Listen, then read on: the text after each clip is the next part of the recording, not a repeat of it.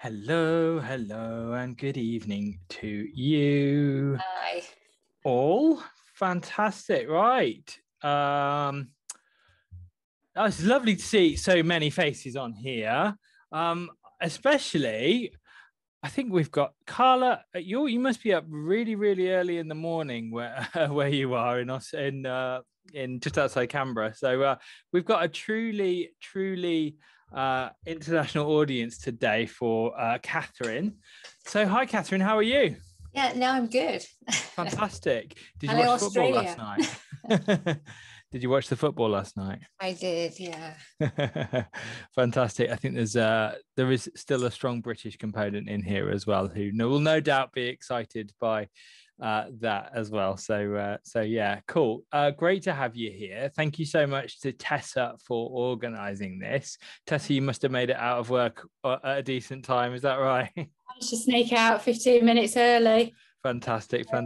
Good. That's a rare and beautiful thing when you're working in the NHS. I know that for sure. So yeah. Cool. Okay, fine. Before we crack on, Catherine, I've just got to do like the tech bit to allow you to share because I know you have got some slides. So that's awesome. Oh, Carla is halfway through her night shift, so can't be on cam. Hi. Amazing, fantastic. Carla's a paramedic, so yeah. Cool. Hopefully we don't distract you. And Caroline says hello on a work call as well. So just whistling. And no worries. That's absolutely great. Nice to see so many faces here. So Catherine, tell us a bit about yourself. So I'm a mental health therapist, and over a period of 20 years, I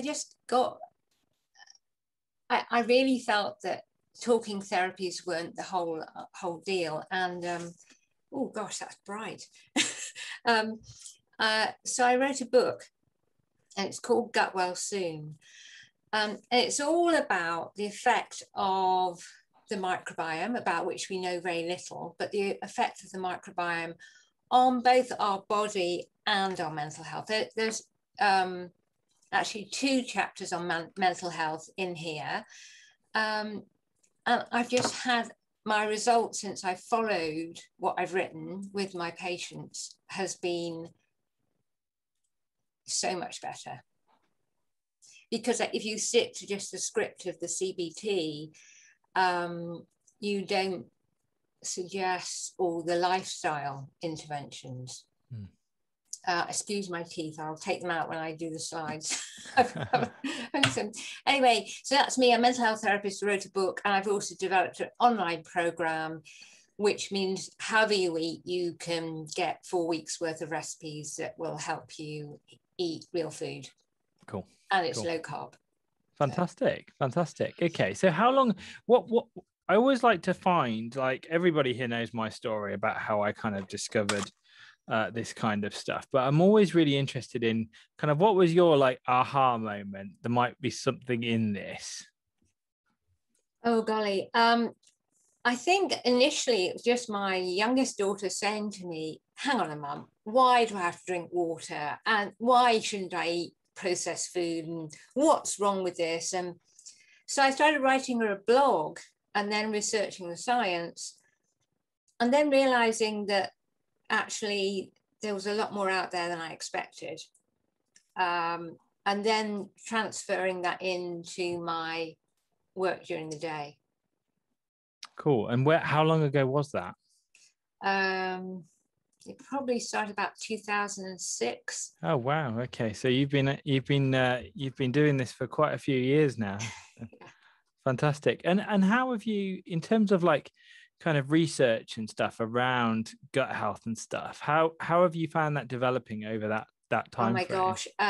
You'll see, I think there's a slide in the presentation that shows it goes literally flat lines, and then it goes like that since 2017. Since 2017. So you were well ahead of this. Really. It's exponential. No, it's incredible, isn't it? Yeah.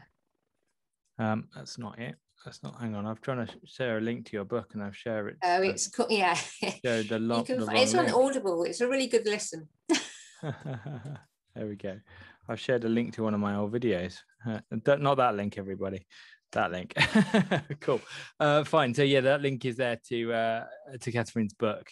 Catherine, I know you've got a presentation for us. So shall I? Do you kind of want to? Are you happy to take questions? By the way. Oh yeah, absolutely. Fantastic. So I would encourage everybody to, by all means, like pop any questions you've got in the chat. There's also like a raise hand function in Zoom as well. So if anybody wants to kind of like raise their hand and stuff, just drop a question in the chat, then we can kind of wait until Catherine's got to an appropriate pause in her presentation, and then we can kind of jump in with questions and stuff. And no doubt we'll have a little bit of time for questions at the end as well. So fantastic. Catherine, I will I'll shut up now and I'll let you carry on. Okay, so I'm just gonna go back to Zoom and share my screen.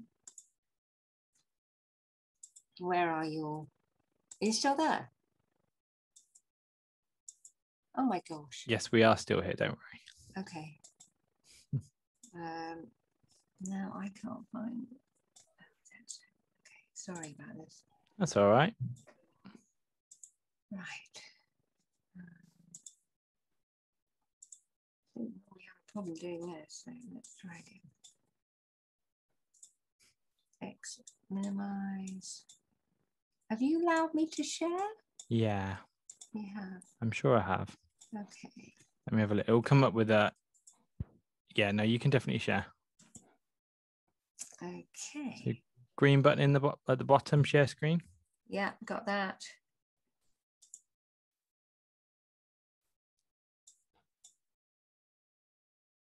So, can you see that? No. Okay, share again. Yeah, we've got something, but your camera's disappeared, Catherine. So I don't know if you want to turn your I'll leave it off for now because I'm slightly worried about the Wi-Fi. Okay, no worries. That's not a problem. But I'll turn it back on when I finish. So, mental health and the gut microbiome, it's a very new area of science, and I'll just show in this talk why it's, why is this so important? Why is it important to appreciate the effect of the gut microbiome in mental health support? So here's some background. Do you want me to do full screen? Would that help? Yeah, you can do.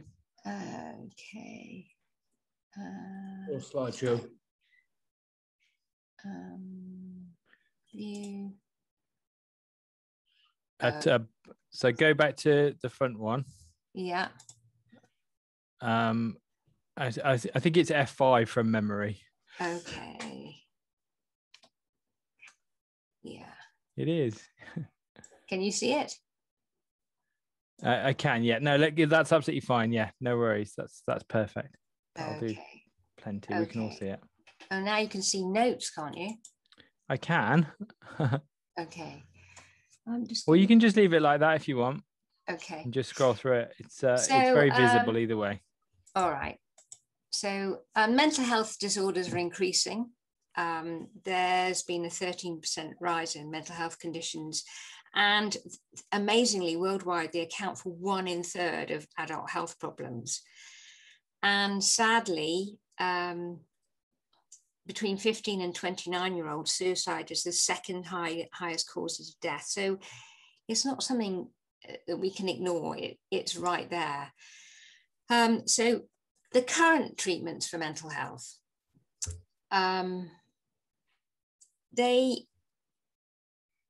it's been shown that 2/3 of depressed adults don't get adequate care.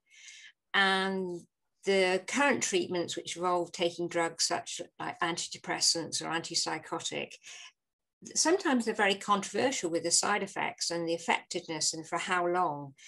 And other mainstream approaches like CBT, the effectiveness isn't high. It isn't as high as you expect.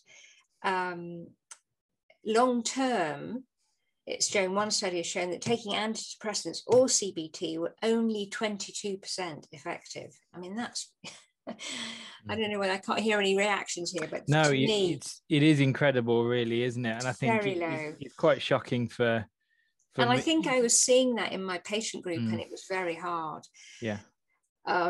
So mainstream therapies, they're there, but they really don't consider the importance of diet and gut microbiome. If you go and do, I mean, I have done CBT, and it's great as a format for treating people, but they won't teach you how to educate people about diet and the gut and exercise. And I really think we should think about focus on integrating treatment plans with lifestyle and rebalancing the gut. And this is where I think my program, Reset Your Health, can come in. But before we get on to what I do, let's break down the jargon. Sorry if you all know this, but mental health is physiological and emotional well-being. The microbiome is a collection of microorganisms, which are bacteria, which are found all over the body. And we're going to focus on the ones on the gut in this talk. But there are both. There are bacteria in other places. And balanced bacteria help bodily functions like digestion, and unbalanced bacteria can cause an excess of certain diseases. I don't like to use the word good and bad. They're balanced and unbalanced, because then people think, oh, I have to kill them. But actually, even the bacteria that become unbalanced, a lot of them should be there, but in lesser amount. So what's the gut microbiome? It's in the guts, I said, and it's a huge variety of bacteria. In fact, there's so many that I'm sure you've probably heard this, it weighs 2 kilograms. And that's more than the weight of the brain for most people. And they play an incredibly important role, these bacteria, there's 2 kilograms, helping us digest food. And then that affects our immune system and our behavior. So mental and physical health are inextricably linked. And we all know, mental mind and a healthy body make a happy person. And treating mental health conditions, I think we should think about how we can influence our well-being. So how does it do it? So this is the sciencey bit.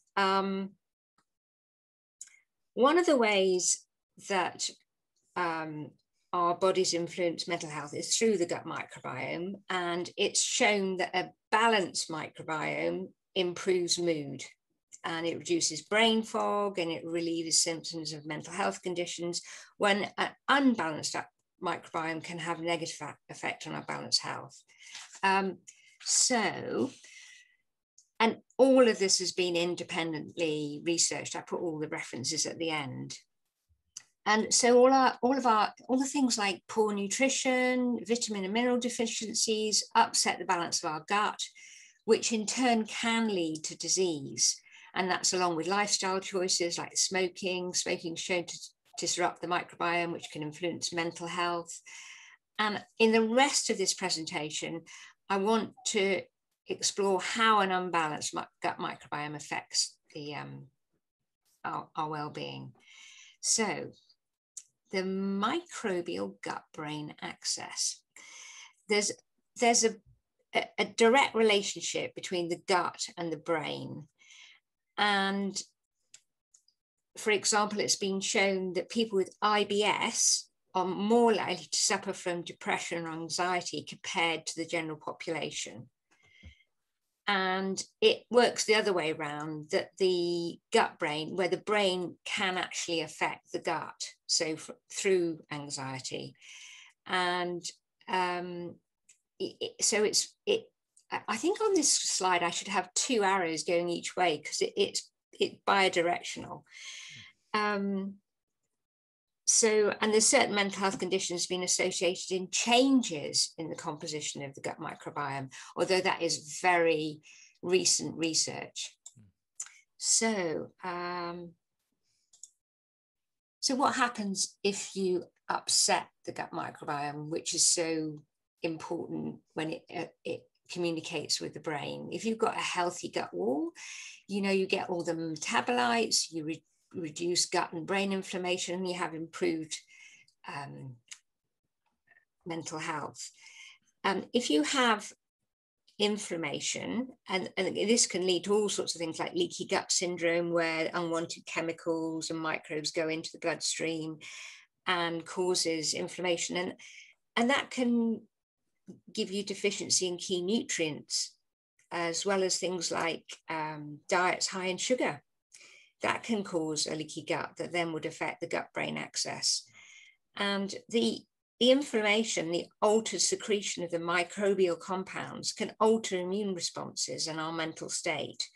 And that's because the intestinal nerve system directly sends, as I said, signals to the brain through the molecules created by the microbiome. And this inflammation has been clearly demonstrated to be a component of underlying mental health disorders. I'm going to go through a few of those disorders in a bit more detail, but I just want to show you what I've done with my patients. What I've done is I've created something called Reset Your Health, which will help improve lots of different things, but I've got special ones. Well, not special, and basically it's fresh food, mental health, which will help with mental health disorders, rebalance the microbiome. It's 4 weeks of personalized meal planning. I don't care whether you're vegan, vegetarian, meat eater, and it provides healthy, tasty meals, and it will by default cause an increase in bacterial diversity and decrease the amount of unbalanced bacteria in the gut. So how exactly does basically what it is doing is, I'm just trying to move something and see that what I've designed is something that puts fresh food, probiotics, prebiotics, which promotes healthy bacteria. You can do this yourself. You don't need to follow the plan.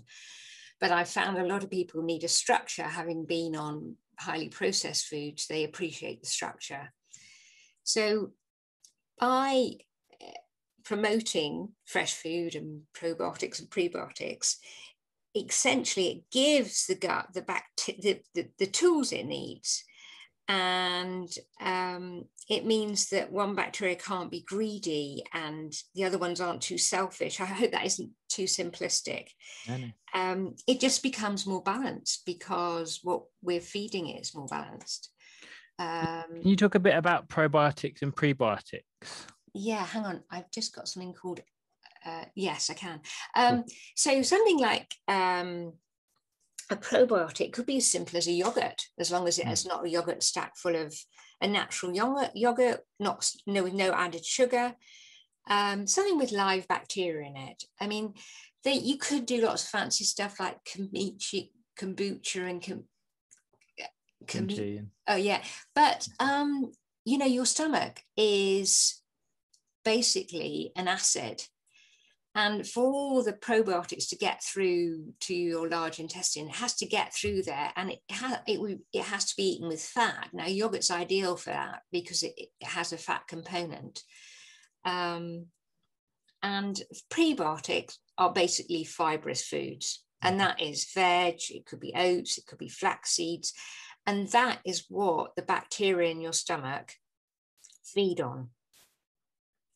And so when you give them some good food, they'll thrive, and it will reduce the inflammation and improve mental well-being. So why are we? I'm trying to come off. I've somehow put it on draw. You've got a pen, haven't you? There. Oh my gosh! I don't know how to get it off draw. Okay. That's so it. why am I so confident in my approach? Who am I to say that? It's not only an exciting area of scientific structure, but it's growing at this research area growing at an exponential rate. And in recent years, there's been many case studies. And I just want to show you a few brief examples and then take questions. So depression, anxiety, and stress. MDD, major depressive orders, are characterized by brain and peripheral dysfunctions in the body. And chronic stress has been shown to disrupt the balance and the composition of the microbiome or the microbiota. And this means that neuroactive compounds in the gut, which influence mood, sleep, appetite, and cognition, are disruptive. And a deficiency in some molecules made by the balanced bacteria have been shown to contribute to depression.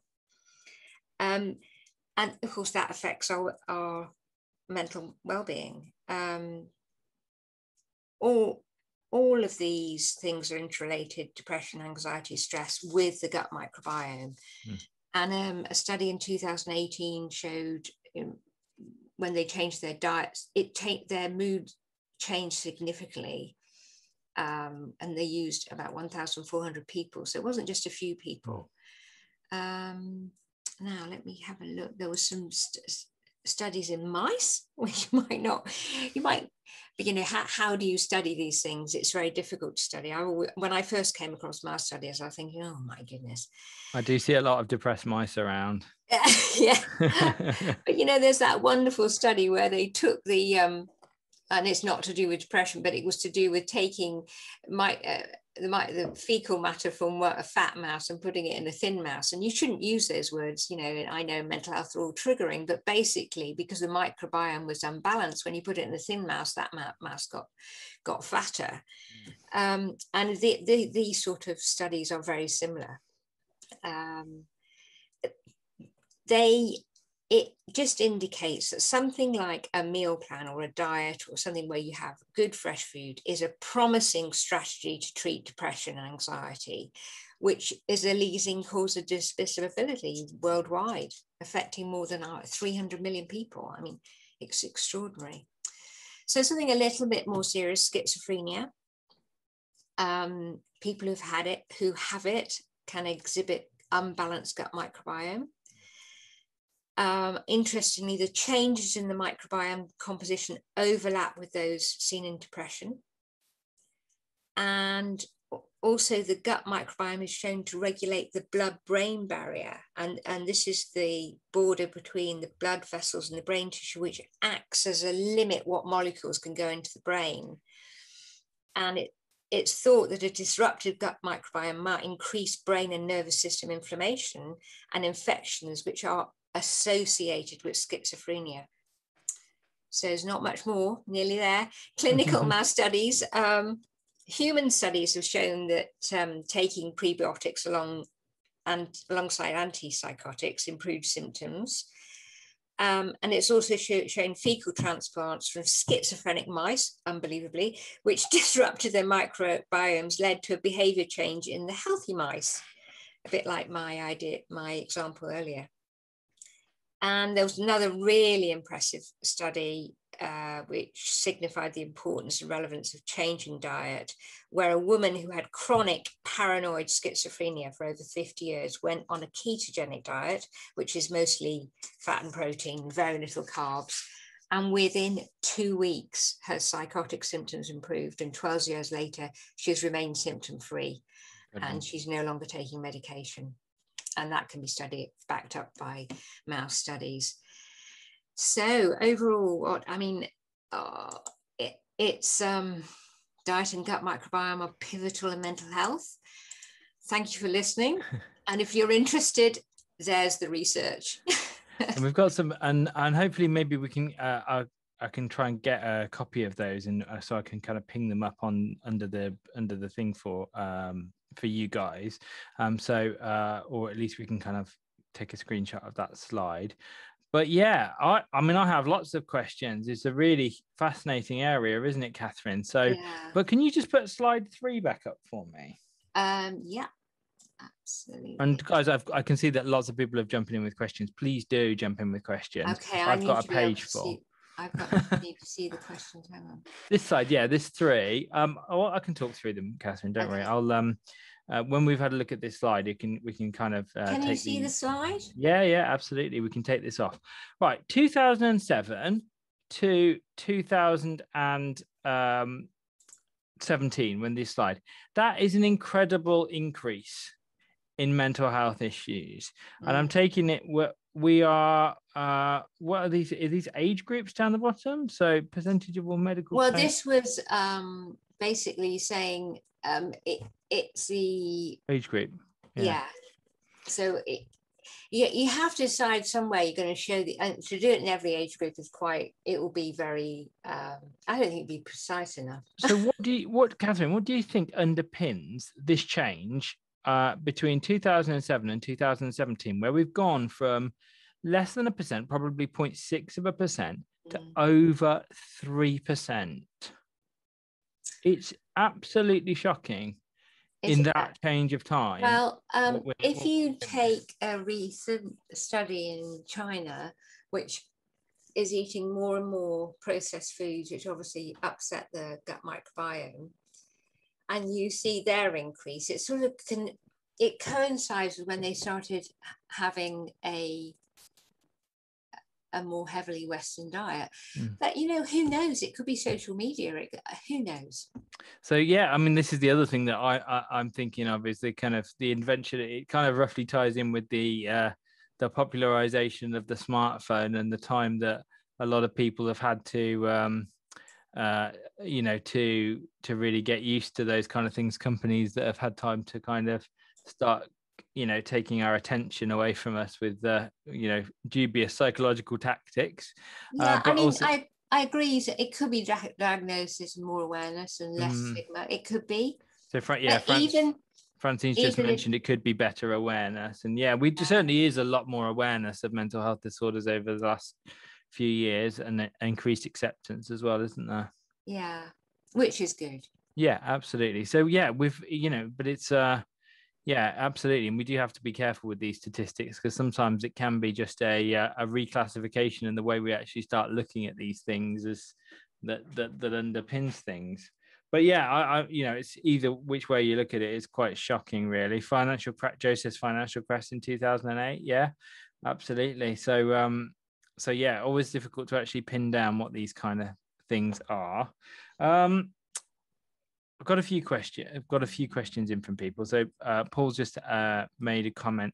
Paul, do you want to share some of your experience with kind of food and, or should we circle back to that a bit later on, maybe?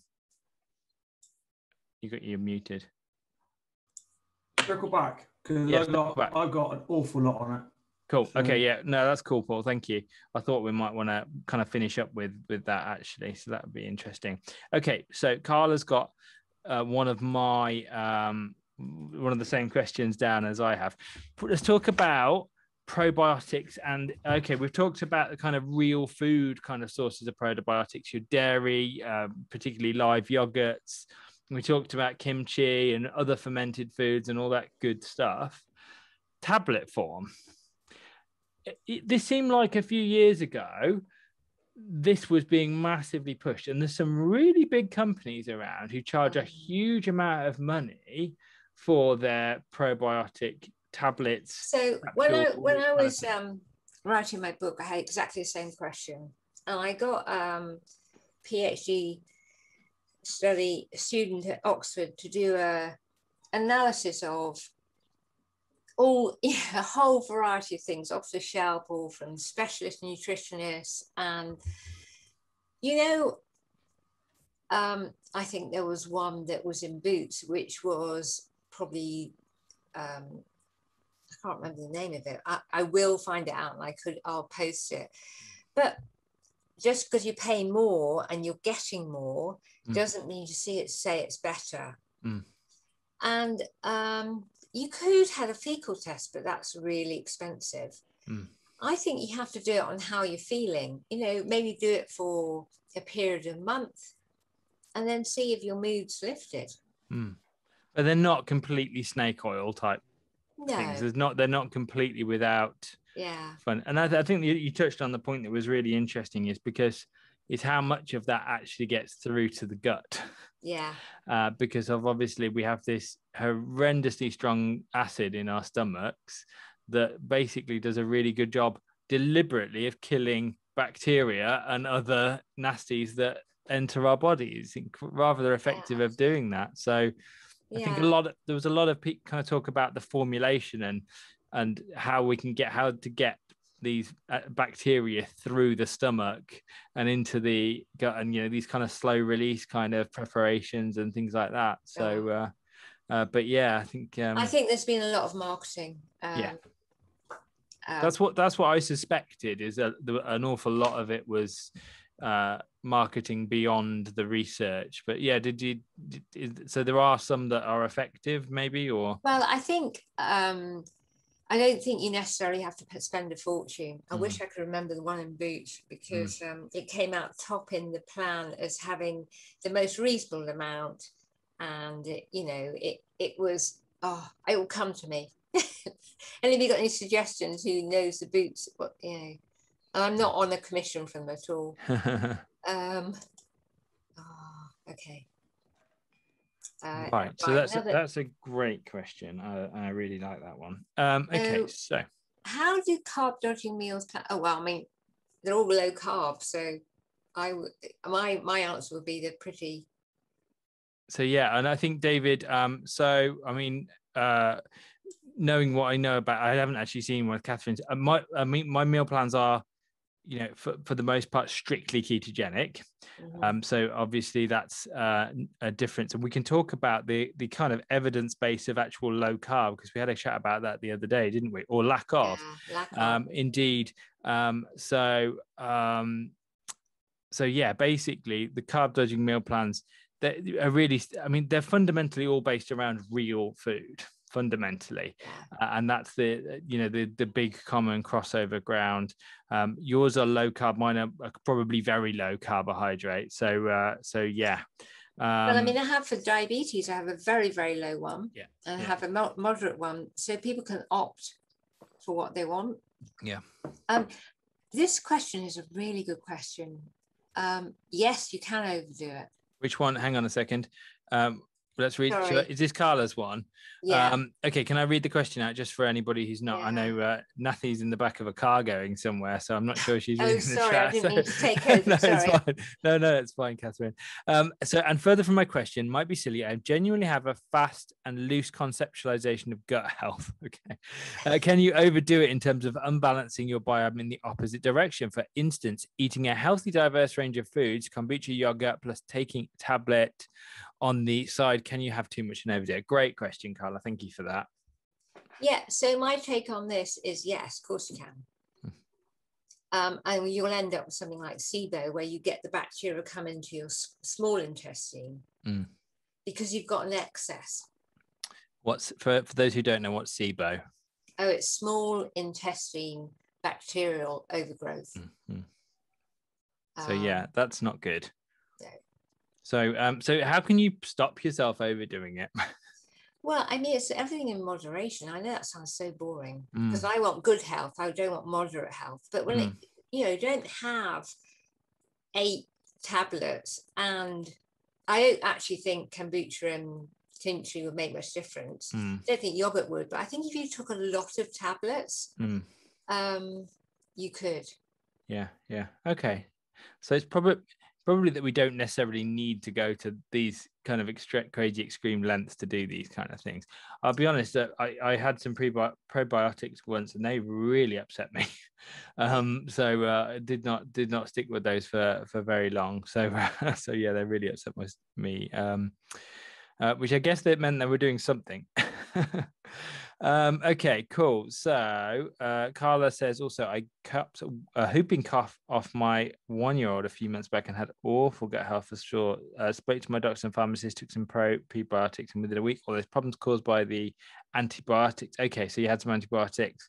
Whether it was placebo, natural, but best $40 you'd spent in a long time. Okay, that's great. So antibiotics. It's a really interesting one, isn't it? And I'll tell you a tiny little story. Yeah. I had a lady we have an 8-month-old baby, and I had a lady come over to talk to us about baby sleep the other day. And one of the first questions she asked was about around birth route of birth. Was she cesarean? Has she ever had any antibiotics? So which led me kind of basically getting to the bottom of it. She was basically saying a dysfunctional microbiome can show up in sleep. Is that something you've just touched on asleep for a second with in your talk? Does this cause problems? Is that the another research thing, on or? it isn't definitive, and I think a lot of people have jumped on, you've got to have a natural birth to seed your child. I think that's quite loaded, and long as you've got lots of contact, and that's quite difficult to prove. However, there is a study I've read about sleep, and people with compromised sleep have a compromised microbiome. It's causation and correlation. Yeah. So. Yeah, absolutely. It's such a difficult thing to kind of pin down. Francine says back when she lived in Quebec, there was a comparison done, and only one refrigerated probiotic supplement actually delivered, but wasn't more effective than unsweetened, plain, unflavored yogurt. Yeah, I can believe it. Okay, that's really, really interesting, isn't it? Because gosh, we've had so much Yakult and Actimel and stuff over the years. Francine says it doesn't sound good, but you could put unsweetened, unflavored yogurt with some berries. I think that was regards to your SIBO comment. That came in at the same time as the SIBO. So okay. yeah, that's definitely doesn't sound good, Francine. So, but yeah, plain sweetened and flavored yogurt, nothing wrong with that. Sue says, since I've been doing this plan, my mental health has improved amazingly. Because of stressful times, I'm scared to try and get off my antidepressants again.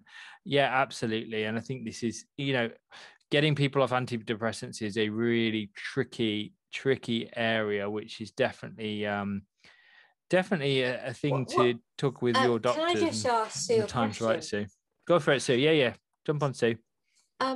So Sue, when you say you're scared to try and get off, have you managed, because you feel so much better, have you managed to come off some of the drugs? Okay, I was taking them for years, and then I did some CBT courses, and I got off them, and I did really well. But when things started going pear-shaped at home, I ended up back at the doctor's again, back on antidepressants. So I'm back on them now, and I'm a bit worried because of the way things are going at the moment. So I'm a bit worried. I'd like to try and get off them again, but I'm a bit worried that because things are still stressful. Yeah, I mean, it's time to do it. So doing this plan, is that the carb dodging one? Yeah. Yes, it's made an absolutely incredible difference. I can't put it into words. It's been amazing. Well, it would do. I mean, it's fresh food and it's low carb and it's ketogenic. So it's very similar to the Reset Your Health plan, because it's not rocket science. But people find it really hard to do. So well done. Yeah, absolutely. No, and you have done amazingly, Sue. Yeah, you're doing absolutely wonderfully. So, and I can see the changes in you week after week after week. It's absolutely been brilliant. We think you're doing amazing, Sue. So, but yeah, no, it's a difficult one, and having been on the other side of it, on the doctor side of thing, it is a tricky one to help people get off their antibiotic. But sorry, not off their antibiotics, off their antidepressants, and yeah, it's something that is very, very individual, and hopefully you've got a good relationship with your doctor, and when you have that conversation, really. So yeah, I just didn't want to set myself back because I've been doing so well with the diet, and the fact that my head feels so clear, I'm thinking I don't really need these anymore. No. But do I? Because the stuff's still happening. Can you take slightly less? Can you talk to the doctor? Yeah, I was thinking about about doing that. Yeah, I've probably got a review coming, so I'll ask him when I go and see him. Definitely. So yeah, absolutely. And nobody wants people to be on these drugs long term, because they do have and there is you touched on it, Catherine, there's a significant side effect profile with these things that is often overlooked, really. So yeah. I think I just wanted to reiterate how much different it is, and it's got to be the change in what I'm eating. I can't see that it can be anything else. So, thank you. I'll up now. Okay, cool. Thank you, Francine. Thank you. Fantastic. Right. Okay. So one of the things we were talking about the other day is... Shall I stop sharing or you?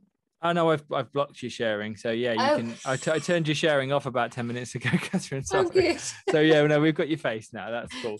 Okay. So cool. Okay. So we mentioned the other day about, this is a huge growth area, really, isn't it? This, like you say, back, gosh, my kind of journey with the whole low carb thing started in 2016. I went off researching, and there wasn't a huge amount out there at that time. But this is an area I've just not been able to keep up with. It's just why one of the reasons we wanted to get you in, just to give us some kind of latest kind of information on it, because it is a huge area, but the evidence base hasn't stretched to low carb fully yet, has it? No, because when you asked me to do this presentation on the connection between the gut and mental health, and then I saw you were low carb, I went off and researched, and I looked at the Institute of Functional Medicine. I'm still looking because I'm trying to upgrade this presentation to doctors. Yeah. So I'm trying to put a slide in. So as soon as I've done it, I'll give it to you. But at the moment, the studies haven't been done. But, if you consider what the evidence is when you're eating a compromised diet, which is high processed food, and you stop, it's almost like an absence of evidence. Yeah, absolutely. And just because we don't have an evidence base for it doesn't mean it's wrong. It's just an absence of evidence isn't evidence of absence. Is the term. It's just, we're into an incredibly interesting area of science where we've got huge growth, but where are people, who's going to fund the right projects and stuff to really test the hypothesis? That's the thing I always think about. So yeah, but it's important to be kind of straight up about these kind of things. We're talking about real food here, unprocessed, or food rather than... I'm not sure you need, my view is you don't need evidence for that.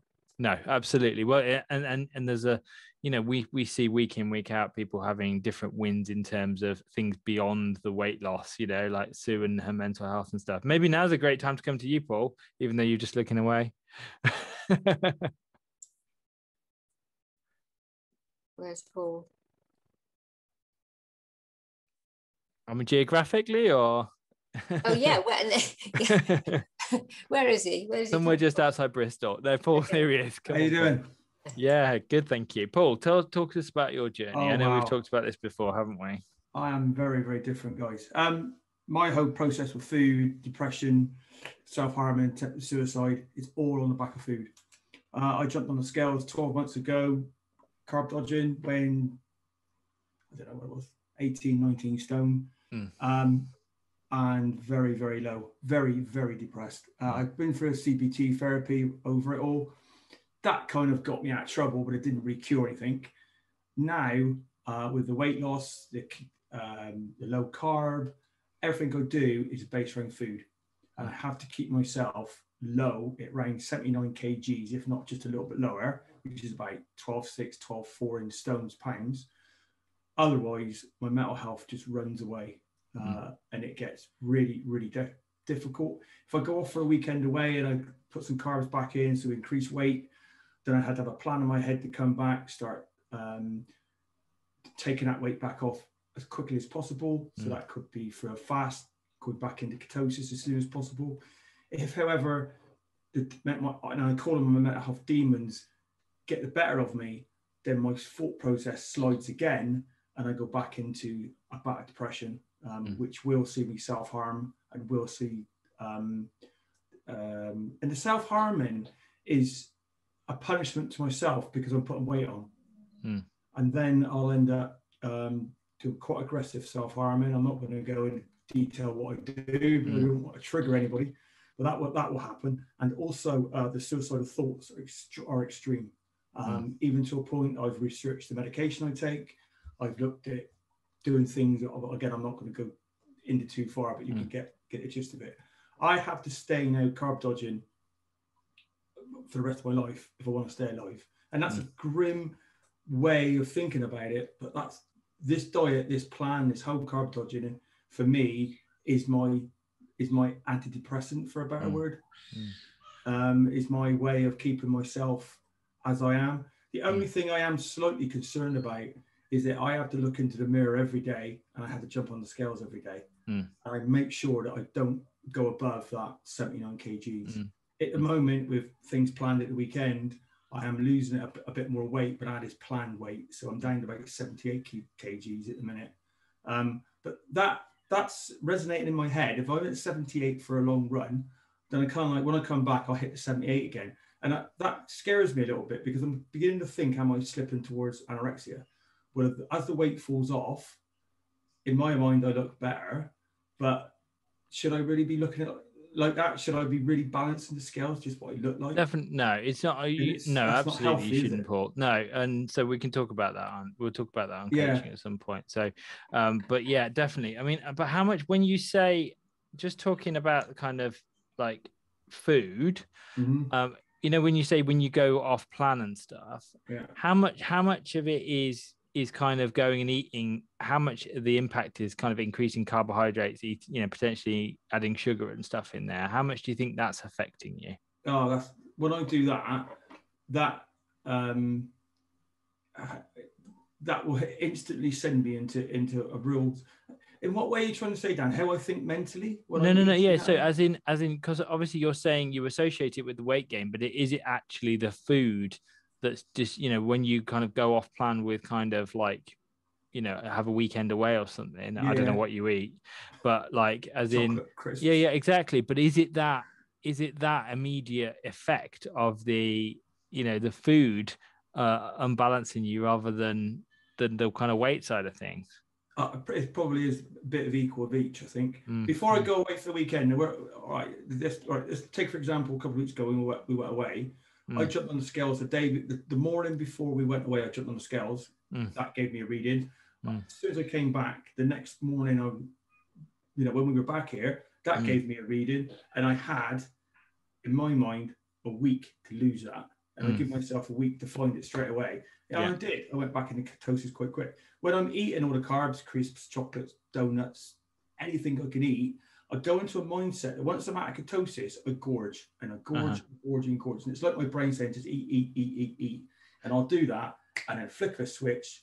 In my mind, the demons are in. And I've let myself down. I can't self-harm because I've got nothing with me. I take nothing to self-harm. The guilt trips are so deep. I want to do something. It's interesting. I think that gorging is also a physical thing as well, because that's your kind of insulin kind of driving your hunger forward as well, rather than just a mental thing. There's definitely a physical thing there, because I know. Yeah, sorry, Catherine. I just could say on a positive note, Paul, you just said something really amazing. You just said my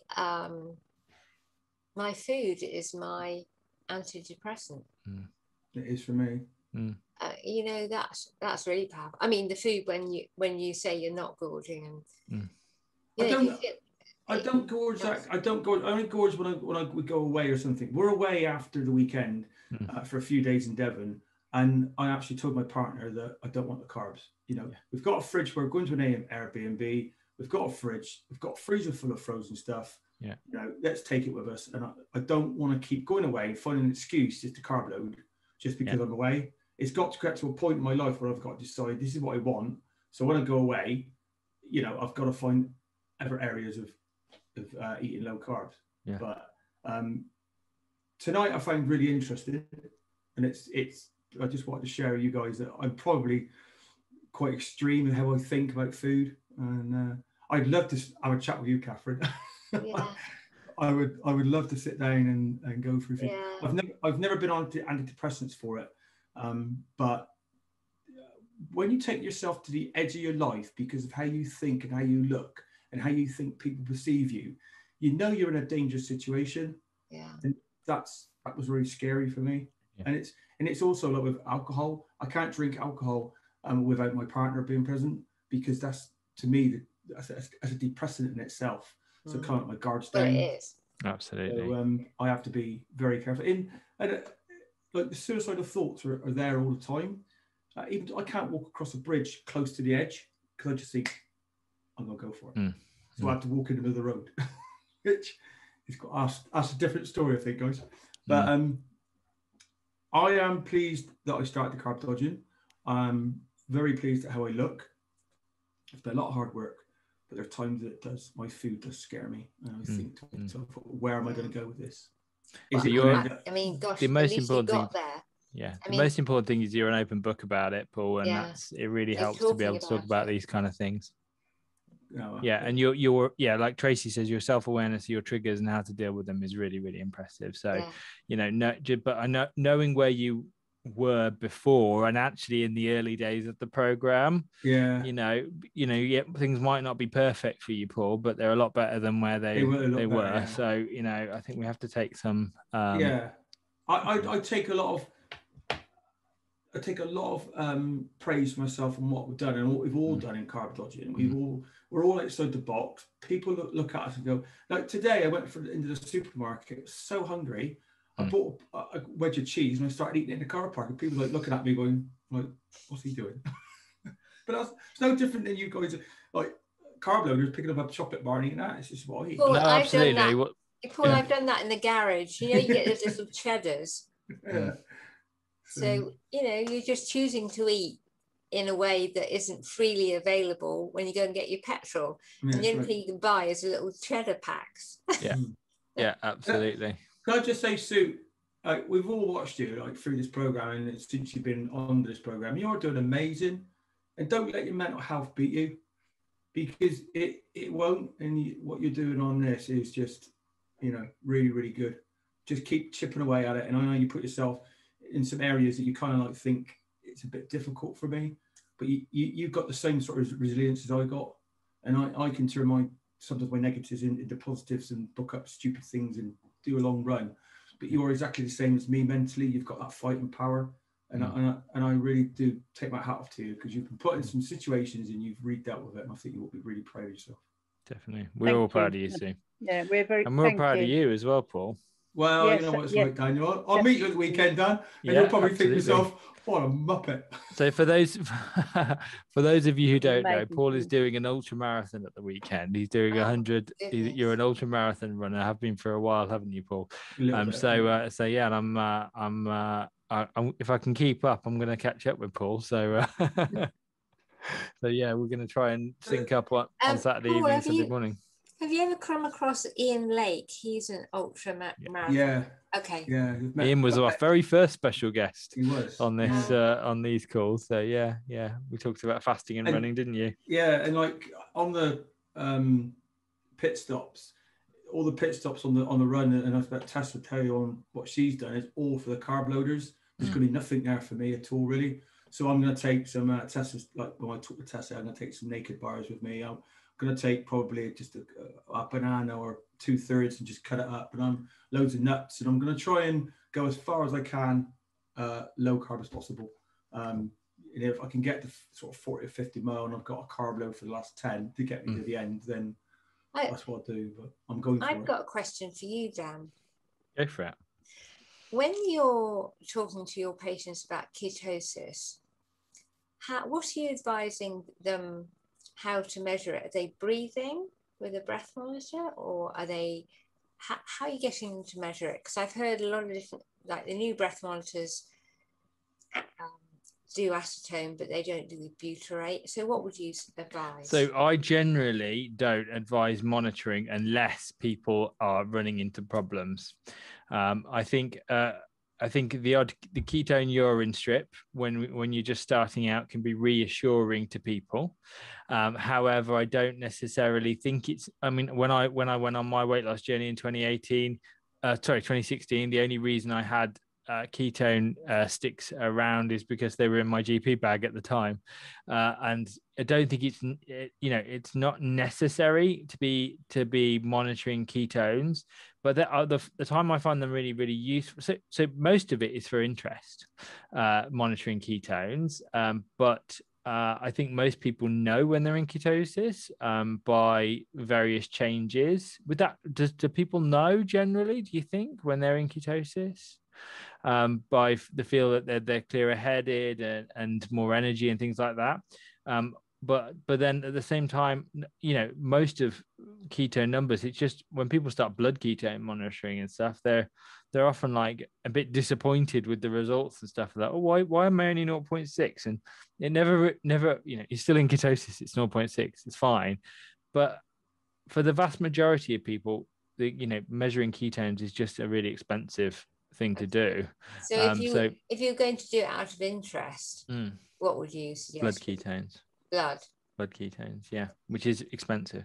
Yeah, about £1 a stick. But yeah, out of interest, yeah, I mean that's by far the best way.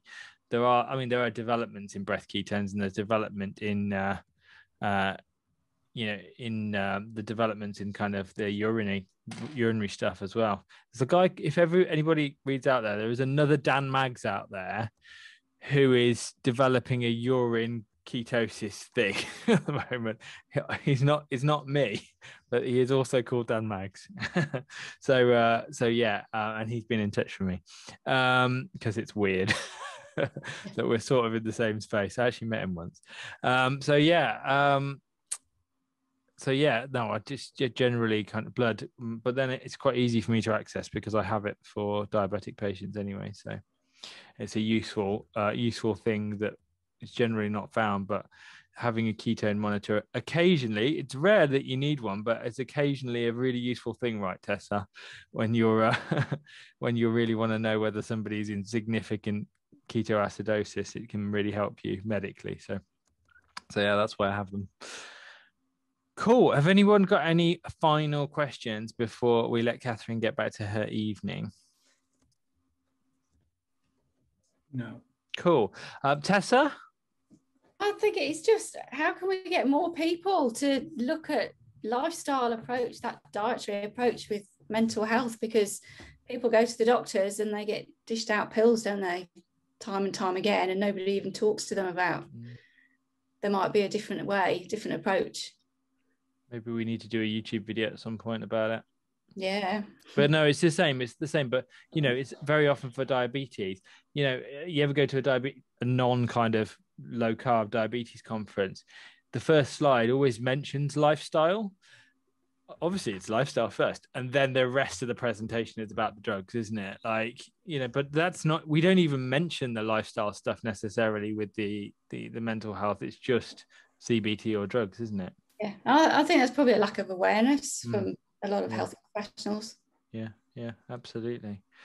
Well, I think it's fantastically interesting, and part of the aim of these things is to give people beyond weight loss, because fundamentally, the thing I say at the beginning of this program, it's a weight loss program, but there's so much more to real food, low carb, and all that kind of thing. So I really hope you got something out of this in terms of some knowing that you're doing the right thing for your mental health, for your gut health, by sticking to a real food diet. Ignore the kind of low carb side of things, because like we say, we haven't got any huge evidence base around that, but simply the real food, cutting the unprocessed foods and stuff out is really, really important.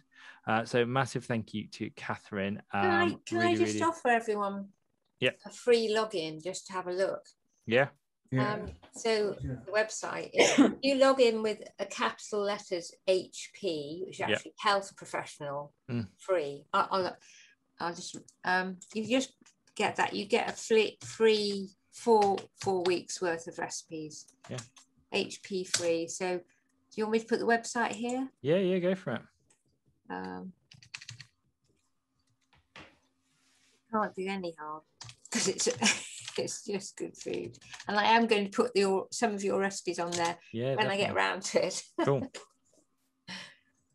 So HP free, is that the username or login or both? No, at the beginning when you're signing it all up, in order to not pay for it, it asks you a discount code. Okay, so the discount code is HP free.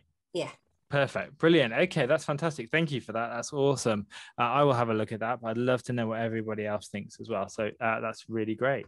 Fantastic. Right. I'm going to jump over to the coaching call if anybody is about for that. Thank you so much, Catherine. Getting lots of thank yous in the comments. So awesome. Take care, everybody. I'll see some of you on the coaching call. Paul, I'll see you this weekend. Yeah, don't be late. Bring some clotted cream. Okay. All right. Take care, mate. Bye-bye. Thanks, everybody. Bye-bye.